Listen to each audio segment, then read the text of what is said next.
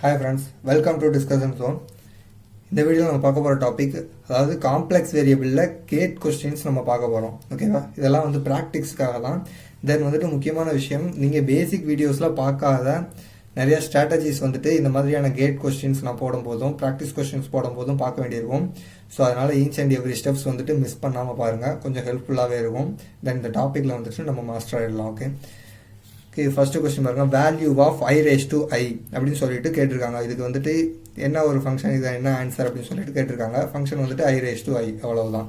ஓகேவா? இது வந்துட்டு கேட்டில் வந்துட்டு mechanical engineer, industrial, civil engineer எல்லாத்துலேயுமே எல்லா கொஸ்டின் பேப்பர்ஸ்லையுமே கேட்டிருக்காங்க. ஸோ ஒரு ஹை ரேட்டட் ப்ராப்ளம் தான். ஸோ மெத்தட் 1 படி இதை நான் பண்ணோம் அப்படின்னா, இதில் வந்து நிறைய மெத்தட்ஸ் இருக்குது, ஒரு நிறைய ஸ்ட்ராட்டஜிஸ் இருக்கும். அதில் நமக்கு எது ஃபேவராக இருக்கோ அதான் எடுத்து பண்ணுவோம். தென் நமக்கு எது ஸ்ட்ரைக் ஆகுதோ அதை மட்டும் தான் எடுத்து பண்ணுவோம். ஸோ நம்ம வந்துட்டு ஒரு 2-3 ஸ்ட்ராட்டஜிஸ் நான் வந்து கொடுத்துருக்கேன். எது உங்களுக்கு ஈஸியாக இருக்கும் அப்படின்றத பார்த்து நீங்கள் முடிவு பண்ணிக்கோங்க. தென் ப்ராக்டிஸும் பண்ணிக்கோங்க. ஓகேவா? i raised to i, இப்போ மெத்தட் 1 படி நம்ம பண்ணுறோம்னா, இப்போ i is equal to exponential power i pi by 2ன்னு சொல்லிட்டு நான் எடுத்திருக்கேன். ஸோ ஏன் அப்படி நான் எடுத்தேன் அப்படின்னா, இப்போ exponential power i pi by 2ன்றது என்னது? ஆக்சுவலாக எக்ஸ்போனன்ஷியல் பவர் i தீட்டான்றது என்னது? Cos theta plus i sine தீட்டான்றதான் மேட்ரு. ஓகேவா? ஸோ அதே மாதிரி exponential power i pi by 2ன்றது cos of pi by 2 plus i sin pi by 2 நம்ம எடுப்போமா? தென் cos pi by 2 ஓட வேல்யூ என்னது? 0, பிகாஸ் cos 90 டிகிரி வந்துட்டு நமக்கு 0. அதே மாதிரி sin pi by 2 ஓட வேல்யூ என்னது? 1. So sin pi by 2 value இந்த இடத்துல நான் வந்துட்டு 1ன்னு போட்டு இந்த இடத்துல நான் 0ன்னு போட்டால் எனக்கு ரிமைனிங் இருக்கக்கூடிய வேல்யூ என்னது? வெறும் i மட்டும்தான் இருக்கும். ஓகேவா? So exponential power i pi by 2வும் i is equal to i ரெண்டுமே வந்து ஈக்குவல் தான் ஆக்சுவலாக. ஓகேவா? இதை நான் வந்துட்டு அப்படியே சால்வ் பண்ணேன்னா எனக்கு i தான் கிடைக்க போகுது. ஸோ ரெண்டுமே ஈக்குவல்ன்றதுனால நான் வெறும் ஐயை எக்ஸ்போனன்ஷியல் பவர் i by 2ன்னு எடுக்கிறதுல தப்பே கிடையாது. தென் நெக்ஸ்ட் ஸ்டெப் என்ன அப்படின்னா, இதுக்கு பவர் வந்துட்டு கொடுத்துருந்தாங்க இல்லையா, i raised to iன்னு சொல்லி கொடுத்துருக்காங்க. ஸோ இப்போ அந்த ஐயை வந்துட்டு நான் எக்ஸ்போனன்ஷியல் பவர் i by 2ன்னு எடுத்திருக்கேன், raised to iன்னு சொல்லிட்டு நான் இப்போ ஆட் பண்ணிக்கிறேன். ஓகேவா? அதாவது இந்த கொஸ்டினுக்கு ஏற்றாப்புல. ஸோ நான் ஆட் பண்ணதுக்கப்புறம் நம்ம எப்பயுமே வந்துட்டு, ஸோ இந்த மெத்தட் பாருங்கள், exponential power a the whole power b அப்படின்னு சொல்லிட்டு இருக்கு.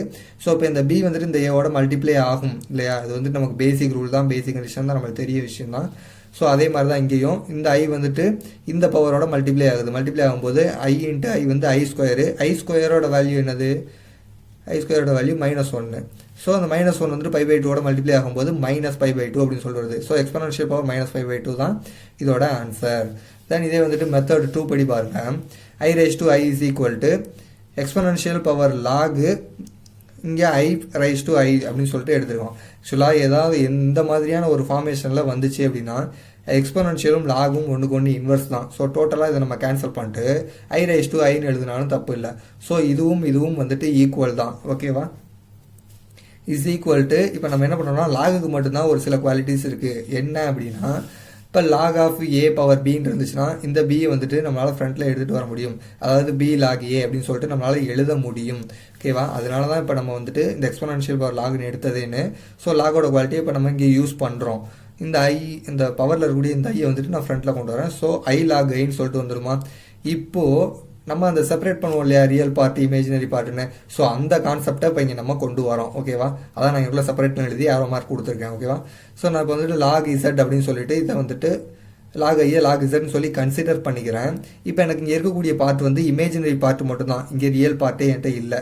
ஸோ அந்த கன்சிடரேஷனுக்காக தான் இப்போ நம்ம லாக் இசட் சொல்லிட்டு எடுத்தது, செப்பரேட் வேல்யூ அப்படின்னு சொல்லிட்டு. தென் லாக் இசட்டுக்குன்னு ஒரு சின்ன ரூல் இருக்குது. என்ன அப்படின்னா, 1/2 log of x square plus y square plus i tan inverse of y by x. ஆக்சுவலாக இதெல்லாம் வந்துட்டு சின்ன சின்ன ஸ்ட்ராட்டஜிஸ் தான். இந்த ஸ்ட்ராட்டஜிஸை வந்து நம்ம காம்ப்ளெக்ஸ் வேரியபிள் எடுக்கும்போதே உங்களுக்கு வந்துட்டு எக்ஸ்பிளைன் பண்ண முடியாது. அது என்ன தான் நம்ம வந்துட்டு எக்ஸ்பிளைன் பண்ணாலும் சில ஸ்ட்ராட்டஜிஸை வந்துட்டு நம்ம ப்ராப்ளம்ஸ்குள்ளே போகும்போது தான் டிபெண்ட் அப்பான் ப்ராக்டிக்ஸ், நம்ம மோர் ப்ராப்ளம்ஸ் வந்து ப்ராக்டிஸ் பண்ண தான் இன்னும் நிறையா ஸ்ட்ராட்டஜிஸ்லாம் இருக்குது, அதெல்லாம் கொஞ்சம் வெளியே வரும். ஓகேவா? பேசிக்காக காம்ப்ளெக்ஸ் வேரியபிளில் நம்ம இப்படி தான் மூவ் பண்ணணும்னு ஒரு ஆர்டினரி மெத்தட் இருக்குது. ஸோ அதுபடி மூவ் பண்ணுறவங்க பண்ணலாம், இல்லை நிறையா ஸ்ட்ராட்டஜிஸ் யூஸ் பண்ணி பண்ணுறவங்களும் பண்ணலாம். So one of the strategy தான் இது. இப்போ லாக் இசட்டுக்கு ஒரு சின்ன ரூல் எடுத்து நம்ம இப்படி வச்சுருக்கோம். ஓகேவா? இப்போ இதில் x is equal to 0ன்னு y is equal to 1ன்னு நம்ம அப்ளை பண்ணணும் அப்படின்னு சொல்லியிருக்கோம். காரணம் என்னென்னா, நான் என்ன சொன்னேன், நமக்கு இமேஜினரி பார்ட் மட்டும்தான் இருக்குது, அதாவது i மட்டும்தான் இருக்குது, ரியல் பார்ட் இல்லை. So x is equal to 0ன்னு y is equal to 1ன்னு சொல்லி அப்ளை பண்ணணும். ஓகேவா? xல் 0 இருக்குது, yல் 1 இருக்குது. இதை நான் இந்த இடத்துல xல் 0ன்னு yல் 1ன்னு நான் அப்ளை பண்ணுறேன். ஸோ அப்ளை பண்ணும்போது எனக்கு வரக்கூடிய value exponential power i of i into pi by 2ன்னு சொல்லிட்டு வருது. ஓகேவா? நீங்கள் இதில் அப்ளை பண்ணி பாருங்கள். இப்போ எக்ஸாம்பிள் வந்துட்டு ஒயில் ஒன்றுன்னு எக்ஸில் ஜீரோன்னு நம்ம போட்டோம்னா லாக் ஒன்றுன்னு சொல்லிட்டு வரும். லாக் ஒன்னோட வேல்யூ 0. ஸோ டோட்டலாக இந்த வேல்யூவே 0 ஆகிடும். Plus i into tan inverse of 1/0 because ஒயில் வந்துட்டு 1 போடுறோம், எக்ஸில் வந்து 0 போடுறோம். 1/0னா இன்ஃபினிட்டி, இது வந்து டானு. tan இன்வர்ஸ் ஆஃப் இன்ஃபினிட்டியோட வேல்யூ என்னது π/2. ஸோ அந்த π/2 தான் இங்கே எடுத்து எழுதியிருக்கேன், i/2ன்னு. ஆக்சுவலாக நமக்கு எக்ஸ்போனன்ஷியல் பவரில் ஒரு ஐ இருக்குது. இந்த ஐயும் மல்டிப்ளை ஆகையில் i² வரும். i² வந்து என்னது -1. So exponential power -π/2. ஓகேவா? இப்போ உங்களுக்கு புரிஞ்சிருக்கும்னு நினைக்கிறேன். எக்ஸ்போனன்ஷியல் பவர் -π/2 இதான் வந்துட்டு ஒரு ஒரே ஃபங்க்ஷன் தான். பட் நம்ம யூஸ் பண்ணது 2 ஸ்ட்ராட்டஜி. இந்த மாதிரி உங்களுக்கு எந்த ஸ்ட்ராட்டஜி அந்த டைமில் ஸ்ட்ரைக் ஆகுதோ அதை பண்ணுங்கள். தென் நம்ம அதிகமாக இப்போ வந்துட்டு ப்ராக்டிஸ் பண்ணிகிட்டே இருந்தோம் அப்படின்னா நமக்கு ஈஸியான ஸ்ட்ராட்டஜி டக்குன்னு வந்துட்டு ஸ்ட்ரைக் ஆகிடும். ஆக்சுவலாக இந்த மாதிரி எவ்வளோ பெரிய ப்ராசஸ் நம்ம பண்ணாமல் ஈஸியாக நம்ம வந்துட்டு இந்த மாதிரி பண்ணிடலாம். ஒரு 2 ஸ்டெப்பு தான், நமக்கு டைம் கன்சம்ஷனும் குறையும். ஓகேவா? நெக்ஸ்ட் கொஸ்டின் அதிலே கொடுத்துருக்காங்க √2y சொல்லிட்டு கொடுத்துருக்காங்க. ஓகேவா? இப்போ இந்த √2y நம்ம இது வந்துட்டு ஒரு ஃபங்க்ஷன். இதில் நம்ம வந்துட்டு எப்படி நம்ம ரியல் அண்ட் இமேஜினரி பார்ட்ஸாக எடுக்கிறோம் அப்படின்றத பார்க்கலாம். 2y the whole power 1/2. இந்த ரூட்டை தான் நான் வந்துட்டு 1/2ன்னு எடுத்து எழுதிக்கிறேன். ஓகேவா? இப்போ இந்த 1/2வை நான் மல்டிப்ளிகேஷனில் இருக்கிறதுனால நான் 2^1/2 அண்ட் i^1/2 தனித்தனியாக பிரித்து எழுதிக்கலாம். ஓகேவா? சம்மில் இருந்தால் தான் எழுத முடியாது, மல்டிப்ளிகேஷனில் தான் இருக்குது. ஸோ நம்ம பிரித்து எழுதிக்கலாம். தென் இஸ் ஈக்குவல் டு இந்த 2 வந்துட்டு √2னே இருக்கட்டும், ஒன்றும் பிரச்சனை இல்லை. ஓகேவா? தென் இந்த ஐயை வந்துட்டு நான் என்ன சொன்னேன், நம்மளால் எக்ஸ்போனன்ஷியல் பவர் i/2ன்னு எழுத முடியும். அதுக்கான ரீசன் நான் உங்களுக்கு இந்த வீடியோவில் சொல்லியிருக்கேன். ஓகேவா? 1/2 the whole power 1/2, அதாவது அந்த ரூட்டை தான் whole power 1/2ன்னு சொல்லி எழுதியிருக்கேன். இப்போது இதோட நான் உள்ள மல்டிப்ளை பண்ணுறேன். இந்த பவரோட நான் மல்டிப்ளை பண்ணும்போது i^5/4ன்னு சொல்லி வருமா? இப்போ இந்த யூலர்ஸ் ஃபார்மேஷனை நான் எக்ஸ்பேண்ட் பண்ணி எழுதலாமா? அதாவது cos π/4 + i sin π/4ன்னு. இது வந்து யூலர் ஃபார்மேஷன். நிறைய வீடியோஸில் நம்ம பார்த்துட்டோம், இந்த வீடியோவில் நம்ம பார்த்துருக்கோம். ஓகேவா? ஸோ நான் இப்போ எக்ஸ்பேண்ட் பண்ணி எழுதுனதுல cos π/4ஓட வேல்யூ 1/√2, அதே மாதிரி sin π/4ஓட வேல்யூ 1/√2 தான். ஓகேவா? ஸோ இப்போ இந்த 1/√2 நான் உள்ள மல்டிப்ளை பண்ணேன் அப்படின்னா இந்த √2 உள்ள மல்டிப்ளை பண்ணேன் அப்படின்னா இந்த √2வும் இந்த √2வும் கேன்சல் ஆகும். தென் இந்த √2வும் கேன்சல் ஆகும். ஃபைனலாக எனக்கு கிடைக்கக்கூடிய ஆன்சர் 1 + iன்னு சொல்லிட்டு தான் கிடைக்கும். இதுதான் வந்துட்டு கரெக்ட் ஆன்சர். ஓகேவா? So each and every thing நான் ஸ்டெப் பை ஸ்டெப்பாக தான் பண்ணியிருக்கேன். இது நீங்களே பாருங்கள், உங்களுக்கே புரியும். நானும் ஒரு எக்ஸ்பிளைன் பண்ணிட்டேன். ஓகேவா? தென் இப்போ கேட் இண்டஸ்ட்ரியில் 94ல் கேட்ட கொஸ்டின் பாருங்கள். Real part of the complex number z is equal to x + iy is given by அப்படின்னு சொல்லி கேட்டிருக்காங்க. ஓகேவா? அதாவது இதில் உள்ள எந்த ஆப்ஷன் சொல்லி கேட்டிருக்காங்க. ரியல் பார்ட் ஆஃப் த இந்த காம்ப்ளெக்ஸ் நம்பரில் இது எது வந்துட்டு ரியல் பார்ட்ஸ் அப்படின்னு சொல்லி கேட்டிருக்காங்க. இப்போ இந்த 4 ஆப்ஷன்ஸ் இருக்குது. இப்போ நம்ம ரியல் பார்ட்டை வந்துட்டு ஃபைண்ட் பண்ணணும். ஓகேவா? நம்ம கொடுத்துருக்கிற ஃபங்க்ஷன் இது தான். ஸோ இந்த ஃபங்க்ஷன் படி நான் இப்போ பண்ணுறேன்.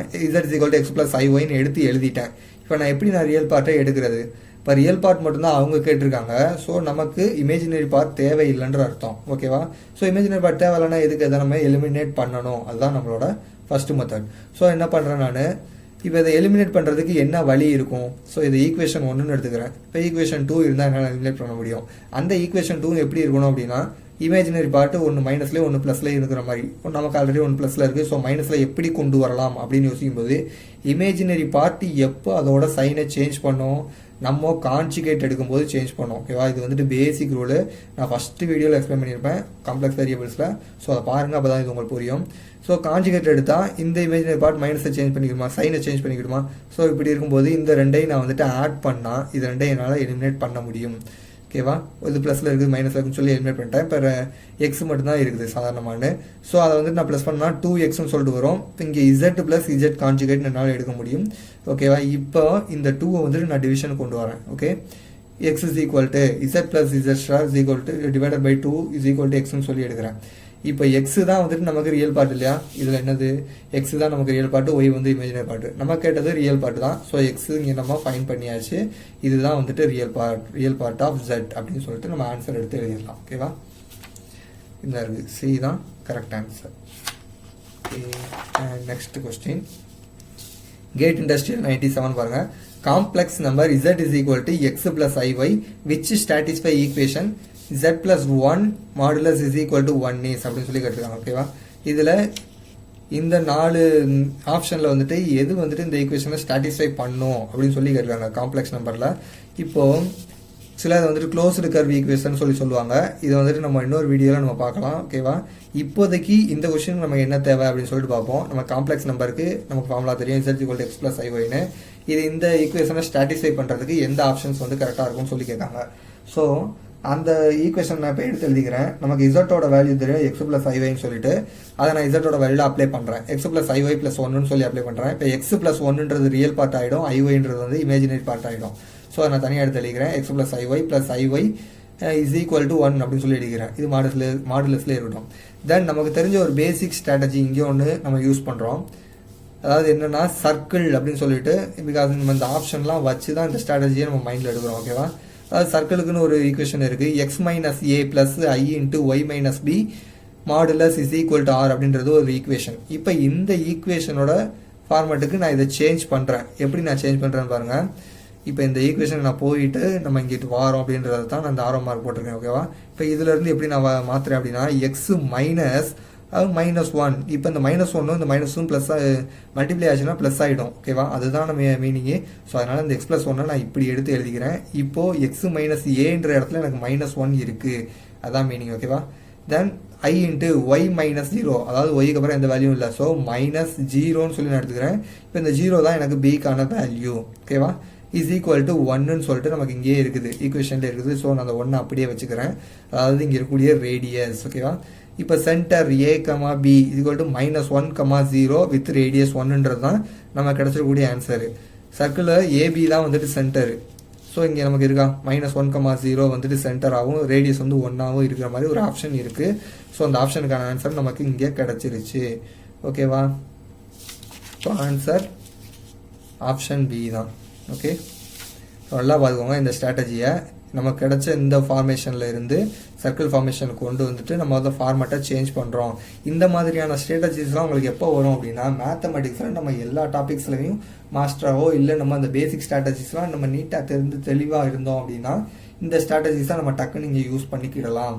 இதுதான் யூஸ் பண்ணணும் அப்படின்ற கண்டிஷன் எதுவுமே கிடையாது. ஸ்ட்ராட்டஜிஸ்ன்றது நம்மளோட மைண்டை பொறுத்தது. ஓகேவா, ஸோ அதனால் பேசிக்ஸ்லையும் ஸ்ட்ராட்டஜிஸ்லாம் நம்ம தெளிவாக இருக்கணுன்றதுக்காக நிறையா ப்ராப்ளம்ஸையும் ப்ராக்டிஸ் பண்ணிகிட்டே இருங்க. கண்டிப்பாக அது உங்களுக்கு ஹெல்ப்ஃபுல்லாக இருக்கும். ஓகேவா, ஸோ ஃபர்தர் ப்ராப்ளமும் நெக்ஸ்ட் வீடியோவில் நம்ம பார்க்கலாம். தேங்க்யூ.